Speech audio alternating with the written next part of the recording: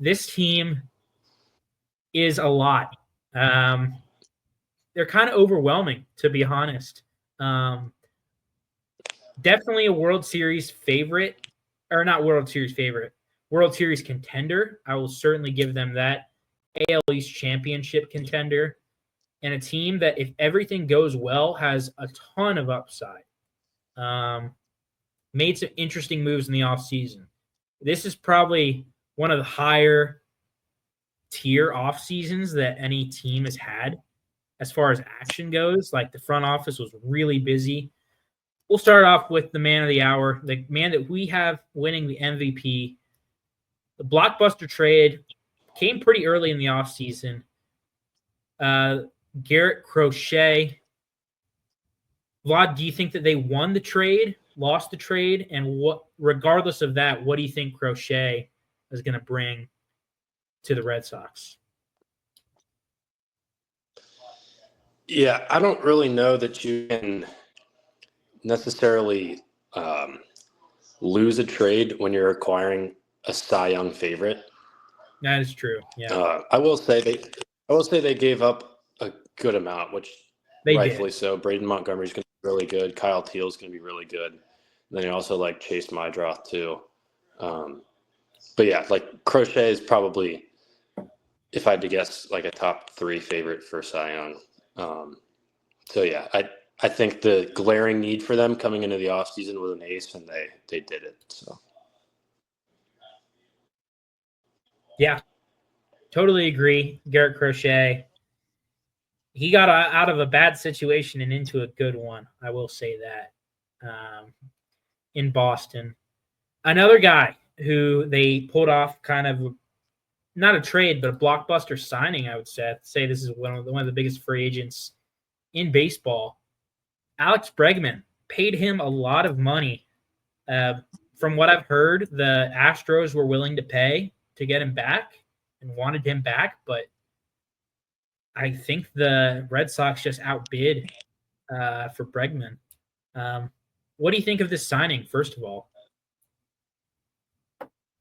yeah, I know we've seen the whole debate with what position he's going to play, with Devers saying he's sticking at third and whatnot. But I mean, Bregman's floor as a hitter it's up there with only a select few in baseball. I know his first half last year wasn't anything exciting, but his second half was ridiculous, and thankfully he had that because that made him $40 million this year.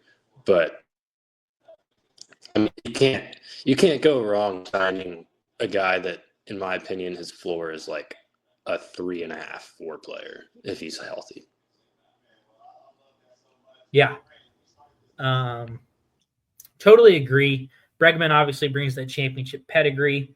If I had to guess, he would play second because it seems as if Devers isn't giving up third. But whatever, that's just some drama for the Red Sox front office to focus on. Next up, you got a guy that Zach is really high on. I know from talking to him, but I want to get your thoughts on Walker Buehler, just this signing and what he can provide to the team. You cut out. It was. Okay. I appreciate that. Right. It was like right after we were done with. It was right after we were done with Bregman. Okay. All right. 3, 2, 1.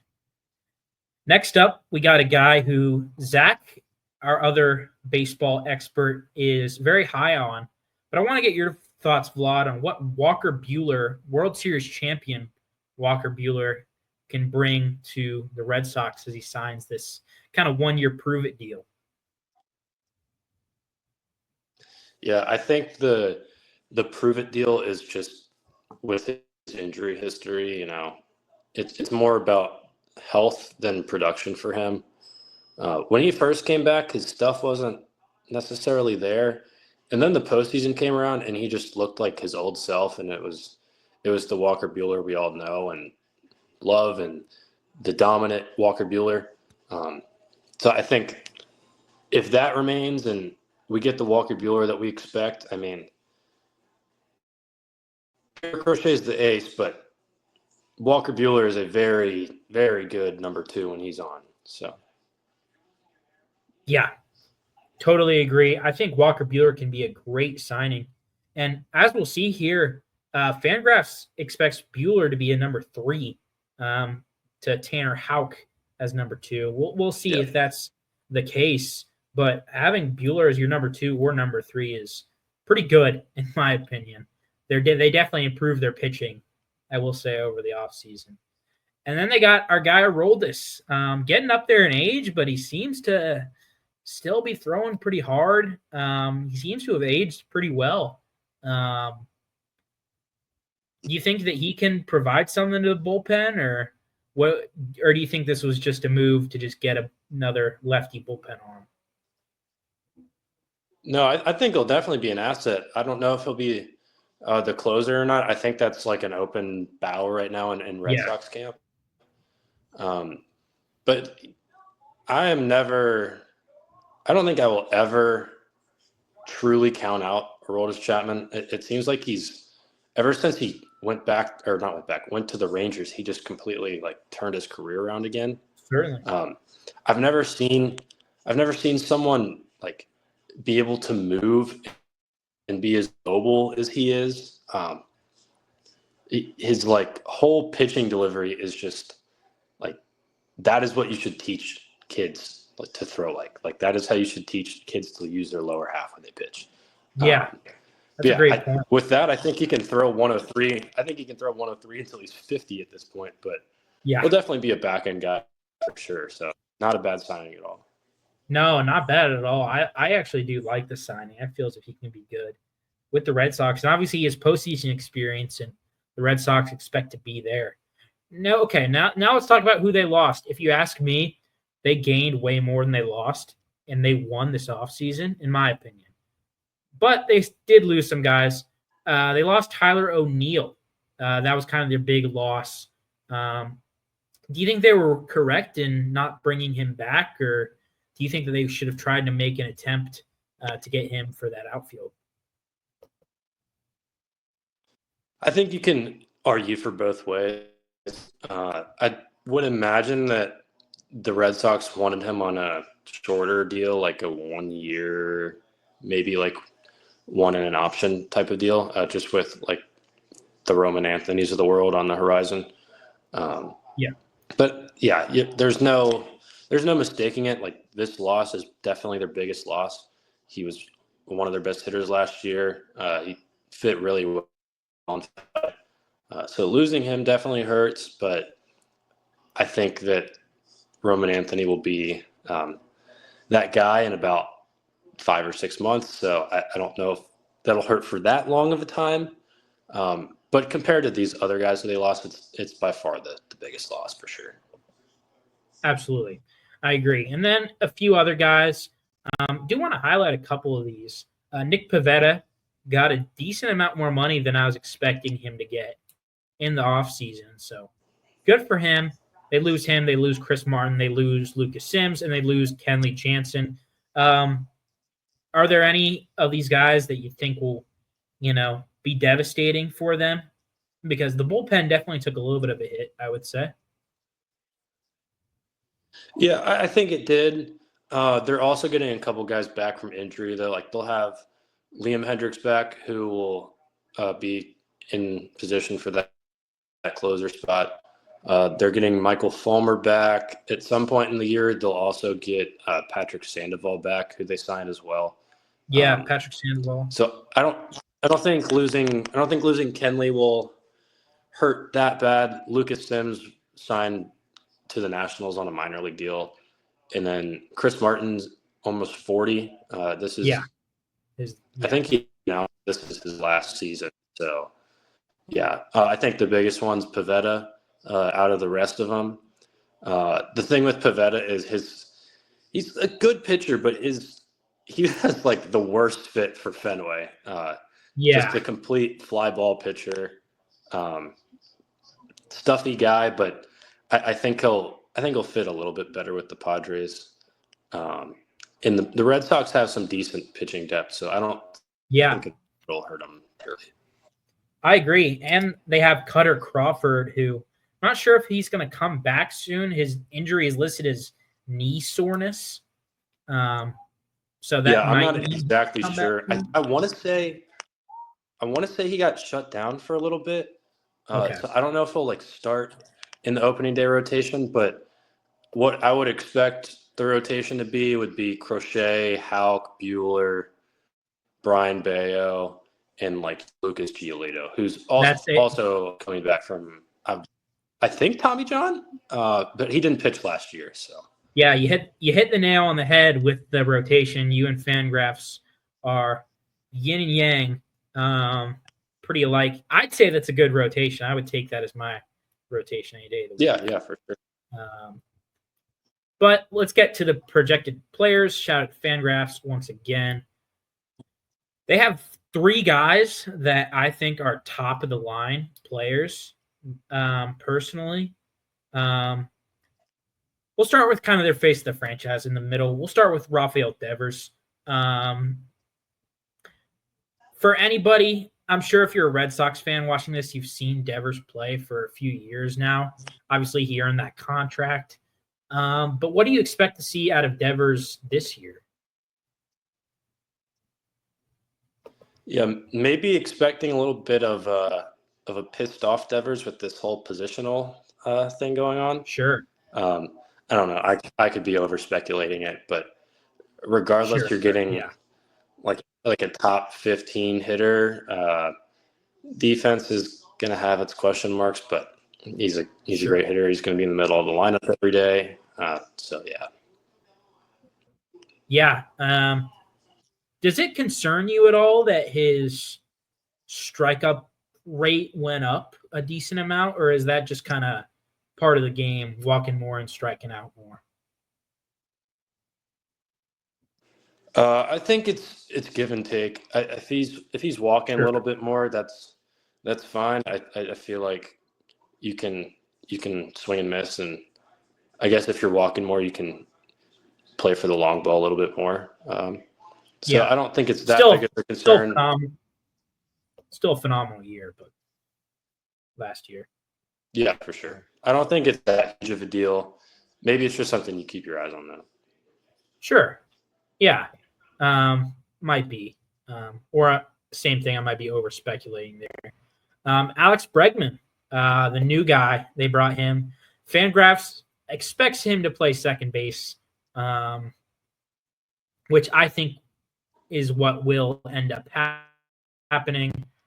But he's projected to have a really solid year. He's swinging the bat really well in spring training. Of course, spring training stats aren't the real game. But what do you think Bregman will bring to the table this year? Do you think he'll bring the Astros Bregman this year? Yeah, I think you're going to see a lot of doubles. Him and the Green Monster might become best friends. I think that's just kind of the way his swing's built, and there'll be a lot of balls that are hit off the Monster. So maybe not as many home runs, but a lot of extra base hits for sure. I agree on the second base thing. I don't think Christian Campbell is just going to come rumbling in and taking a starting job from someone of Bregman's caliber. But that doesn't take anything away from Campbell. Campbell's a great player. Yeah, we'll talk about Campbell and the rest of the guys in a sec. I'm very excited to talk about these guys. Not many times do teams have 3 top 12 prospects. That's kind of insane to me. And then we got Jarren Duran. Last year had an insane year, 6.7 might have been a little higher on Baseball Reference.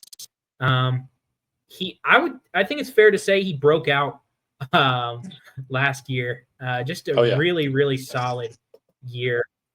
Do you think he'll continue to have that breakout or continue on that breakout? Excuse me. Yeah, for sure. He had the whole mental health issue when he first came up, and then just everything clicked last year. But yeah, I mean, I don't think he can get worse. I think they are going to add more protection in the lineup behind him. Sure. Yeah. I mean, when you've got guys like Bregman Devers, Roman Anthony, Christian Campbell, Trevor Story, like guys like that hidden behind you, I don't think that you can really get worse a ton. If anything, you might see more strikes or more pitches to hit because they don't want to face the guys behind you. So yeah, I don't think it's going to get any worse. If anything, I think we'll get better. Yep. And then we'll talk about some of the other guys because they have other guys in this lineup, but Tristan Casas, just because he's an interesting player. To me, you know, he's a guy who kind of your stereotypical first baseman is going to strike out a lot, but he's going to hit for a lot of power and walk a decent amount. By a decent amount, I mean a very good percentage. Not going to play a great first base for you. But he is 25 years old, and he still, I think, hasn't not scratched the surface. He hasn't reached his full potential yet, is what I'm trying to say, in my opinion. Do you think this could be the year for Casas, and how would you describe his game as? Yeah, well, first of all, he's one of the most interesting dudes in the league. He is, yeah. I won't say his most famous quote on here to keep it family friendly, but he's a really interesting guy. He is an he's also apparently not PR trained either. He is not PR trained. Yeah, he got asked about Devers playing third, and he said something along the lines of, like, I'm happy with what we have here. Like, the young guys don't need to come up or something like that. Yeah, a guy that doesn't really have weird guy. Yeah. Yeah. He was also probably first team all trade rumors this offseason. He was. It seems like he was everything but a Seattle Mariner. That's true. Yeah. So yeah. But yeah, you hit it. I think it's kind of your stereotypical first baseman. I think people honestly hype him up a little bit more than they should, just because it's big market. He's been hurt, and I think the injuries make people think that there's like this ridiculous amount of ceiling that he has left. Not that I'm saying he's not going to be a good player, because he's going to be a good player, but I feel like him and Vinny Pasquantino are kind of the same tier. Yeah, I agree. Yeah, they definitely have. I will say, baseball's a sport. It's not like the NBA. I feel as if the guys' personalities are shown a little less, but this is a team that definitely has some personalities on the team, and we'll see if these guys can mesh, or if if it doesn't go well. But that's just something to keep in mind. Duran, Bregman, Devers, and Casas are all guys that are a little bit more outspoken than some of the other stars in Major League Baseball, I would say. We'll touch quickly on Tanner Houck. He's a guy who's expected to throw a lot of innings, decent ERA. What can you tell us about his stuff? Because he's a guy who's kind of burst onto the scene as well. Yeah, I think the stuff kind of made him who he is. The splitter's good. The slider's good. He was an all-star last year. He's kind of like ace by default. That's not a bad thing. Like we were talking about earlier, he's a really good number 2 or number 3 pitcher. So yeah, I like him. But Crochet definitely helps that staff out a lot. Absolutely. Couldn't agree more. Okay, let's talk about something that I've been waiting to talk about for a long time. These prospects. Wow. If everything goes right, like I said, obviously in baseball, not always everything goes right, but this could be dynamite here if everybody could find a place to play and stuff. We'll start with number 2, Roman Anthony. This is an interesting story. A guy who got picked 79th in, I think it was the 23 draft, 22 or 23. Of course, signed for above slot, but from the 79th pick to the number 2 prospect in baseball is always a nice arc to have. Guy who graduated from the same high school as Anthony Rizzo. Little fun fact there. What do you make of Roman Anthony, and where could you see him playing either this year or in the future? Yeah, first of all, he's going to be a star. Like, I am convinced of that, as I am on anyone in baseball, pretty much. I would imagine center field. If not center, then left. That would mean that Duran goes back to center. So I don't know. It's probably going to be one of those two. I think Wilyer Abreu still holds up in right field. But I think at some point, Anthony's just going to take the center field job over Cedar Rafaela. Rafael just hasn't really hit. He's amazing defensively. He hasn't hit much. Yeah, I think Anthony's going to be a star. He probably will be from the second he steps on the field. So, yeah, high praise there. Another guy who people have given high praise to is my guy. We share the same birthday, which is kind of weird. He's the same age as I am, and he is the 7th prospect in Major League Baseball. That's really cool.